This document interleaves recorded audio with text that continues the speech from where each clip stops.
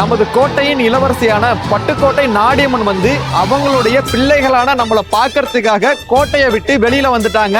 24ஆம் தேதியான இன்னைக்கு காப்பும் கட்டியாச்சு. காப்பு கட்டுறத பத்தி இந்த வீடியோல டீடைலா பேசியிருக்கேன். நீங்களும் தெரிஞ்சுக்கணும்னு ஆசைப்பட்டீங்கன்னா இந்த வீடியோவை ஃபுல்லா பாருங்க. கோட்டை சிவன் கோவில்ல இருந்து அம்மனை நாடியம்மன் கோவிலுக்கு தூக்கிட்டு போவாங்க. அப்போ கோட்டையில இருந்து போகும்போது தன் அண்ணனான அடைக்கலம் காத்த ஐயனார் கிட்ட சீர் வாங்கறதுக்காக பிடாரி ரூபத்துல வேக வேகமா புறப்படுவாங்க. அப்போ அங்கங்க நிக்கிற ஊர் மக்கள் எல்லோருமே மலர்கள் தூவி அம்மனை வரவேற்பாங்க. அம்மன் வந்து ஐயனார் கோவிலுக்கு வந்ததும் சில பல சடங்குகள் எல்லாம் செய்வாங்க. இதுக்கு பின்னாடி ஒரு குட்டி கதை ஒண்ணு இருக்கு. அது என்னன்னு பாத்தீங்கன்னா, அம்மன் வந்து கோட்டையில இருந்து கோவிலுக்கு போகும்போது தனது அண்ணனான ஐயனார் கிட்ட இந்த ஊர் மக்கள் எல்லோரோடையும் சேர்ந்து சந்தோஷமா திருவிழா கொண்டாட போறேன், என்ன நல்லபடியா ஆசீர்வாதம் செய்து வழி அனுப்பி வைங்க அப்படின்னு கேட்டதாவும், அதுக்கு அண்ணனான ஐயனார் சீர்லாம் கொடுத்து ஆசீர்வாதம் செய்து சந்தோஷமா வழி அனுப்பி வச்சதாவும் சொல்லுவாங்க. அப்படி ஐயனார் கோவில்ல இருந்து அம்மன் கோவிலுக்கு கிளம்பும் போது சிரித்த முகத்தோட கன வாத்தியங்கள் முழங்க கரங்கோஷங்களோடு அம்மன் வந்து கோவிலுக்கு புறப்படுவாங்க. அதை பார்க்கும் போது